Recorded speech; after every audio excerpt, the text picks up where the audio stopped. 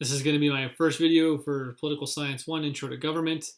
And as you can see, we're here on Chapter 2, the Constitution and its origins. So this should be posted for week 2. In our week 1 stuff, obviously we started talking about Locke and Adam Smith. So one of the key terms to take away, again, is this idea of the United States being a liberal, democratic republic. This idea of liberalism is the idea of individualism, individual rights matter, individual freedom, people being able to choose their own religion, freedom of thought, what they think and say, protections from the government so that one can make these decisions on their own.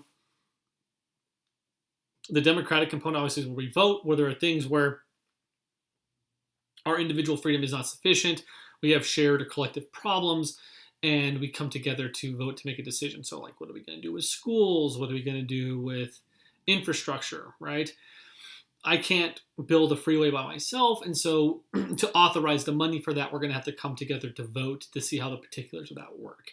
And the republic component is that we have these representatives, that they're a step away from the people to check and balance on the tyranny of the majority, some more key terms to know, and that we vote for these representatives so that we also have free time to have jobs, to have families, so that we're not doing politics all the time. So we're not, as this election comes up, we're not a democracy, we're not a direct democracy, we're a liberal democratic republic. Those will be test questions. You really want to be comfortable with that. And part of that kind of American tradition, American thought then, is the idea of property rights. So you have individual property rights. We own stuff. I can trash this phone if I want. I can sell it because it's mine. I own it. And property only exists if there is a government or a coercive apparatus to say something is yours, right? So if someone were to steal this from me, it's officially recognized as mine. I can call the police. I can go, so-and-so stole this from me. They can go do an investigation, right? Make sure that it wasn't theirs. They're going to get to the matter. Maybe the police can't figure it out. Then we can go through the legal process. I can sue that person for recompense for them stealing my phone or something like that. But there is no atom, no particle that has my name on it that makes this iPhone mine. It's the state.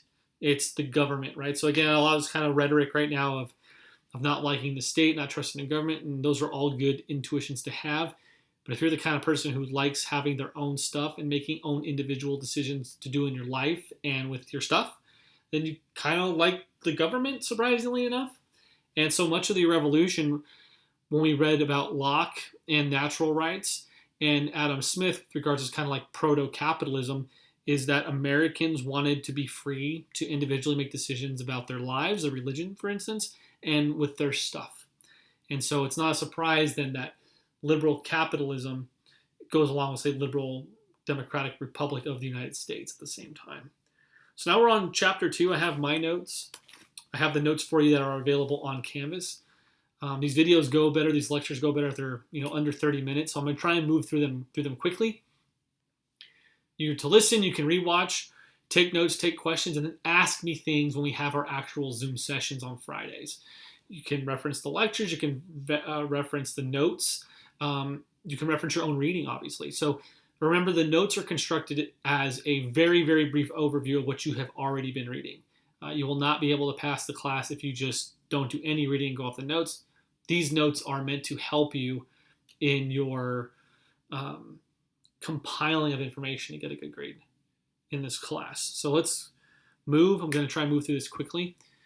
So here, again, hopefully everything's accessible as possible. Obviously, the videos are not going to have the best caps, but they should have captions from YouTube. So hopefully I'm speaking sufficiently clearly enough and slowly enough that the YouTube system works. If it doesn't, then obviously ask me these questions in lecture or in the Zoom session if you're having accessibility issues like needing captions or something like that. And hopefully you can see the screen with regards to the Word document, which again is already on Canvas. So the book starts, chapter 2 starts very similar to chapter 1. We're talking about Locke. A key term to know is natural rights. So these are essentially this idea that individuals have rights prior to a government existing. So I think a lot of times, especially when students take this class for the first or second time, depending on if you had it in high school, that the government gives you rights. And if you're an American citizen or someone living in America, That's just the wrong way to think about it. I think a lot of other countries think about it that way. That's not how we think about it in the United States, and that's not what's codified or written down in our Constitution. The U.S. Constitution essentially guarantees the rights that you already have, right? So it makes them more meaningful. But a right to your religion, a right to say things, right to your free thought, are rights you have if the American government were to disappear. So those rights don't disappear just because the government were to disappear. Then we have this idea of a social contract. The Constitution itself is an actual contract, right? So the signers signed it, the American people kind of ratified it into existence, and so it is an instance of an actual social contract. But there's also this kind of like philosophical idea behind it, which is like, what are the terms, what are the relationships between people that they would freely agree to live in this association, right? So if people freely come to agree to something, then that's considered a legitimate or legitimacy. If someone's pointing a gun at you and says you have to do this, then it's not legitimate. That's the difference, right? So this is like really what all, even real politics and this kind of philosophical politics is dealing with, is like, what is legitimacy? How does it work? How do we make things more legitimate? How do we know when something's illegitimate? The example I can give you would be this kind of classic example from this philosopher, Immanuel Kant, a German thinker from the early 1800s. And Kant makes this point, and I'm paraphrasing, but if you and I were to go to a bank and go to the teller and give them your debit card and put in your number and say, oh, bank teller, I need $40. You put in your debit code, they give you $40. You've acted legitimately. Even though you never had an agreement with a teller, they know that they've worked there, and when you go, there are certain rules that you're supposed to follow. And so everyone's kind of tacitly, which is a key term, unspokenly agree to the terms of this interaction or this association or this social contract. And because of that, they can't call the cops on you for theft because they're doing their job and you're a customer there and you gave them your debit card. If instead you go into the bank and point a gun at the teller and say, give me $40. Now, I don't know, maybe you would steal $40, but let's just say you do. You go and say, give me $40, then you have used the teller as a tool, like a phone or a hammer or a screwdriver. You haven't respected them as a person. You haven't gotten their consent in the transaction. You've used them as a mere means, is what Kant would say. And so because of that, that's illegitimate. You've committed a crime. And so the teller is justified in calling the police and saying, hey, so-and-so came in and stole money from me. Now, if you think about it, it's interesting because the same thing happened. Person goes in the bank, person interacts with the teller, and the person gets money. But one is legitimate, follows a social contract, respects the person's natural rights. The second, where you're a thief, where you go in with the gun, you violated all those things. And so that's a moral conundrum, but that you just expand out to government, right? When do I agree for the government to take my money, to tax me? When do I not?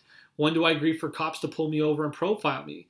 Definitely not on race, right? So we're having these issues kind of right now. And so some people are saying, oh, we need to reform these things so that they become legitimate again, so then that I willingly follow them and don't protest and or riot. Because obviously they're mostly peaceful protests, but there have been, unfortunately, violent riots that have occurred too, which again maybe could be justified if maybe that's a revolution or something like that. So these are all,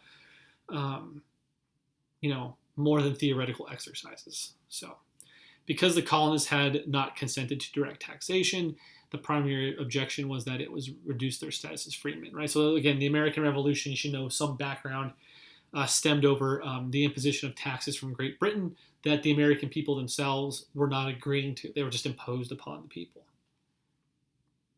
Again, I'm not going to be able to go through all this, even in the notes as I ramble. So again, this idea of self-determination or autonomy, be able to act freely, determine things for yourself, that's usually what we think of like as freedom. And then political legitimacy is what I've just kind of spent time talking about, or uncoerced consent, right? So actually, Chapter 2 is really one of the most important chapters for the entire class. It covers a lot of material. You're going to want to go back and reference it. We're going to have a paper, and if I'm not mistaken, you're going to want to reference this chapter when writing that paper. You want to know how amendments get adopted into the Constitution. But one of these key terms you want to make sure you know are the Articles of Confederation, right? So we actually had a government before our contemporary government, and that government was laid out after the Revolutionary War by the Articles of Confederation, right? So the founders wanted, my face is going to disappear. The founders wanted to form a government strong enough to maintain independence, but not so powerful that it would deprive people of their very liberties they were fighting for. And obviously, there's going to be typos. Every time I make these things, there's typos. So bear with me with that regard.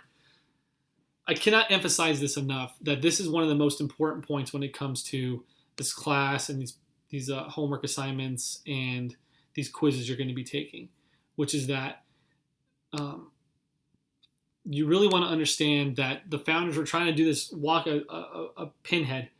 They want a government that would function, but not so much that it could abuse or have tyrannical power. They struggle with this quite a bit through the formation of the country. The founders moved to establish a republic, which we kind of already talked about. This is a governing system where the people authorize representatives through voting. Fears remained for many founders that this would still give the government too much coercive power. So coercive power is a key term. It means the ability to get someone to do something they otherwise wouldn't do.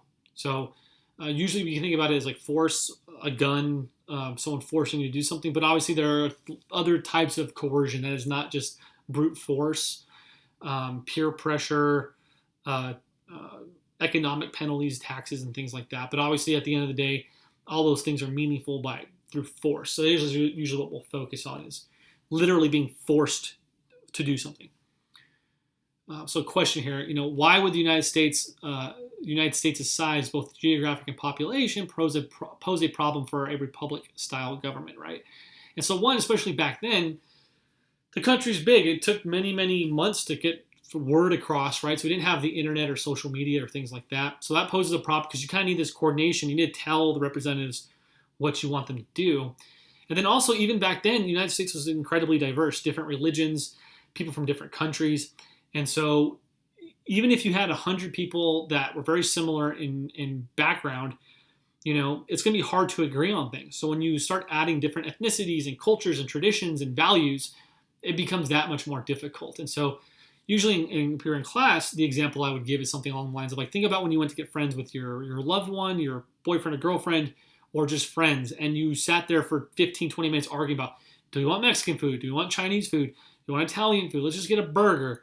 And no one can agree. Now, times that by thousands and millions of people, you can see why we should probably have more patience with our political system, but that's neither here nor there. So right after the revolution, after fighting this kind of tyrannical government from the British, the founders decided to kind of have this confederation, right? So this is a governance system where you have alliance of different sovereign states. So the 13 colonies were states, and so we are called the United States. But what you need to take away from that is that, especially during the Articles of Confederation, they were countries. So we often use the words state and country interchangeably. And so the United States of America is really kind of saying like the United Countries of America. And each state kind of thought of itself as its own country, literally. And so these were actually what start to kind of bring up the problems of the Articles of Confederation, right? So the Articles permitted the states to be more powerful than they are in modern times. The central governing authority was only allowed to act in the common interest. But then again, like, what's the common interest? All the different states are going to disagree. So essentially, this huge problem with the Articles was that the central government, what we now call the federal government, was too weak. It didn't have enough power. Okay. So I have here, be sure to review the 5 reasons why the Articles failed. And so I'll leave that to you to do in the readings, but I'll cover it right now. So in my notes, I have these kind of 5 reasons why the Articles failed, right? So one of these problems, it has to do with money, right? Because there was not enough power from the central government to kind of collect taxes, because at the end of the day, you have to collect taxes through force if people don't pay them. There was not enough force. There was no army. There was no police to go get the money. The central government couldn't collect taxes, so it couldn't pay off the nation's debts to France, to Holland, to other countries, or to pay off the soldiers that had fought in the Revolutionary War. And so when a country would say, the central government would say, hey, Virginia, hey, New York, I need some taxes. We got to pay these debts. New York and Virginia go, oh, yeah, we'll get to you. We'll do that. And they just never would, right? And there was no repercussion because there was no power to cause a penalty to occur. The second issue why the Articles failed is that, again, same thing. So they couldn't raise taxes, and the second one is that it couldn't pay its debt. So I kind of already covered 1 and 2 at the same time. Because it couldn't pay for anything, there was no navy at the time, and so there was no way to protect commerce, and so there were a lot of piracy in that time, and so the American government couldn't actually even protect the things that would make money and get taxes from, which again, if you know anything about today, our Navy protects commerce around the world. The third reason why it failed was that each state had its own form of money. There wasn't a unified dollar, right? So you can go to any state in the union now, give a dollar, it'll work. You can even go to other, places, territories like Puerto Rico or even I think Panama, which kind of was a territory of the U.S. You can use U.S. dollars there, and they'll accept it. So you had 13 colonies plus the continental currency. So you had basically 13 different money. So imagine you were Virginia and Pennsylvania owed you money, and they're going to pay you in Pennsylvania bucks. That doesn't do you any good, right? And so what you'll notice too about these kind of failings is that they're all addressed in the modern Constitution. All these weaknesses were things that the Constitution specifically addressed. The central government had no power to impose tariffs, which is another kind of tax. So basically, goods would come in from, say, France or another country, and the way you compete with that, because maybe they're really good goods, is you impose a tariff. So President Trump actually talks about this quite a bit. It would bring the price of the good up. That way you might buy the American chair, it's a little cheaper, but not as good. So this often happens with cars. We put tariffs on Japanese cars, so maybe hopefully you buy an American car. So the money stays inside our economy so that you can raise tax money from that, right? So there was no ability of the government to essentially control trade through tariffs is number 4. No tariffs. And then number 5, because there was no money, there was no ability to collect money, and even if there was an ability to collect money, there was different kinds of money, so there was really no meaningful currency. There was no money to pay for a standing army or navy. So we didn't have these things at the beginning of the country, which was a problem.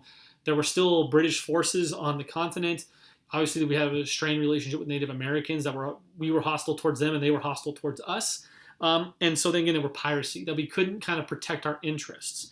So we kind of needed a military. So then we get to the developments of the Constitution, right? And so basically it solved, again, the Articles of Confederation's problems. Trying to go through this discussion quickly. And again, they had initially met, the founders,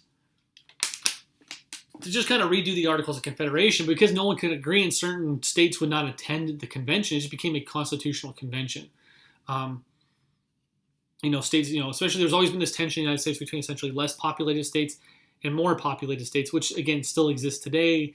Gets into the Electoral College, which we'll talk about, and many of you are probably cognizant of.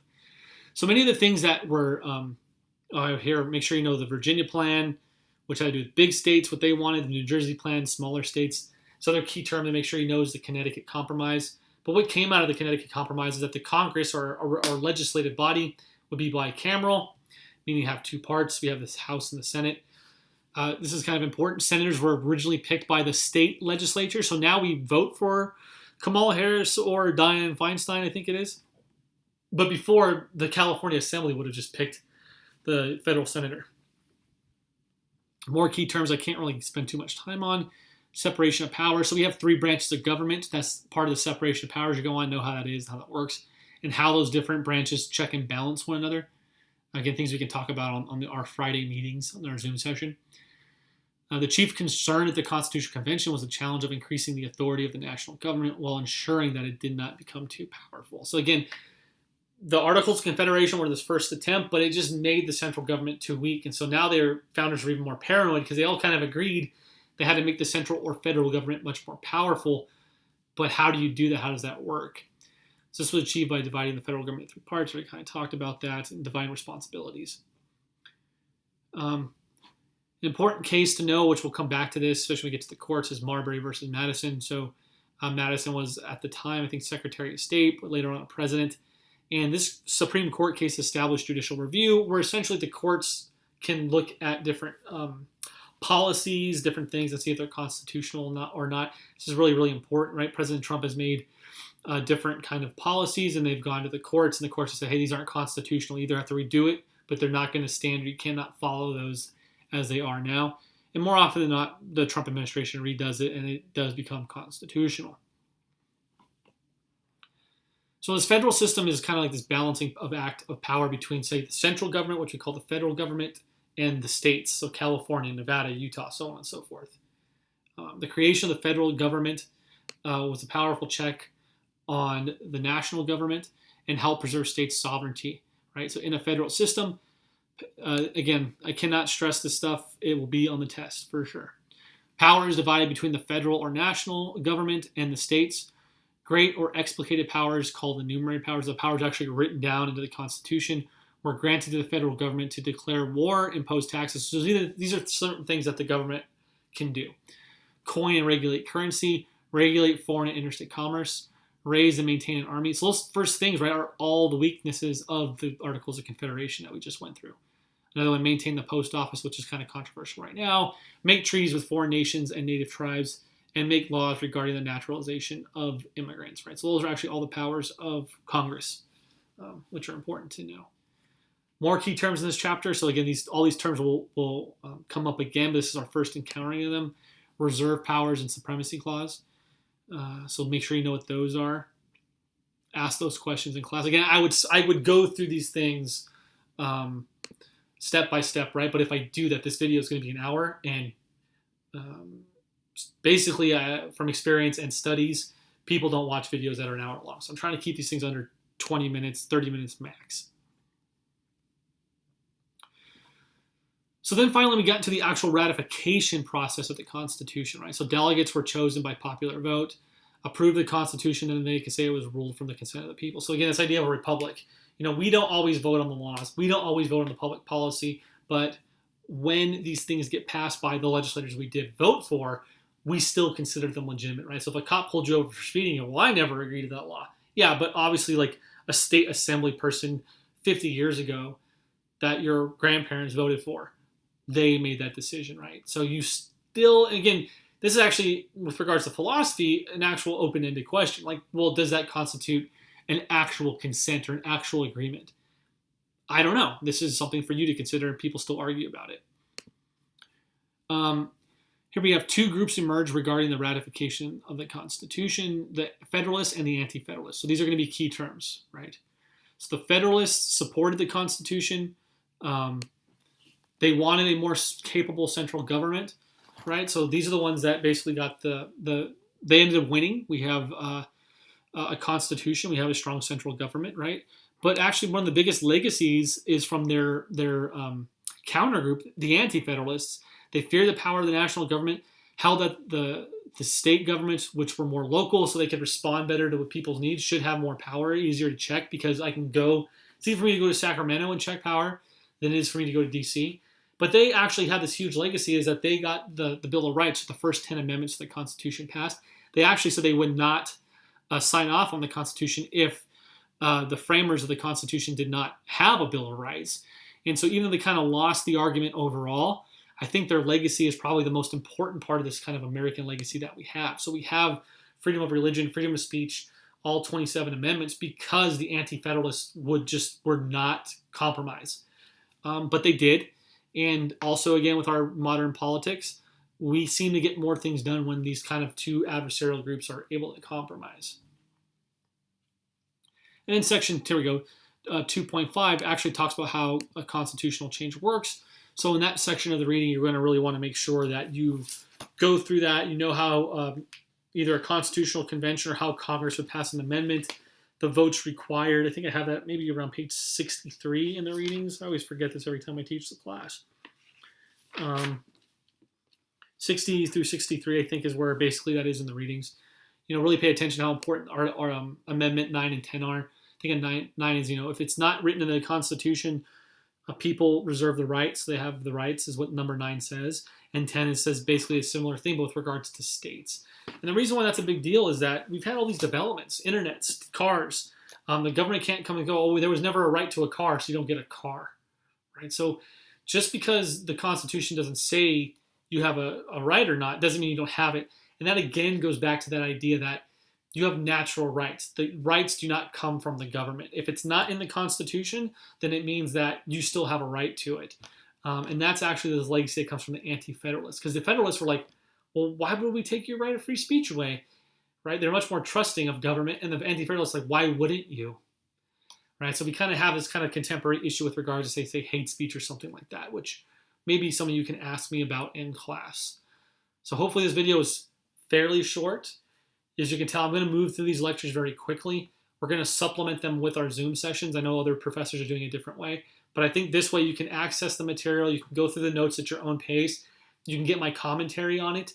Again, if you're having accessibility issues, if the captions are not sufficient for you, then just obviously listen to what I have to say, if you can listen, obviously, and then I can clarify things as best I can during our Zoom sessions on Friday. So I know my voice is a little rough right now. I think my asthma is a little bit tough. So there's about, I don't know, 20 more of these videos coming. This is what you should expect. This will be the basic format. So I wish everyone a good week, and hopefully we're starting to keep up on the reading and don't think I'm the worst professor ever. So till the next video, guys, I will see you next time.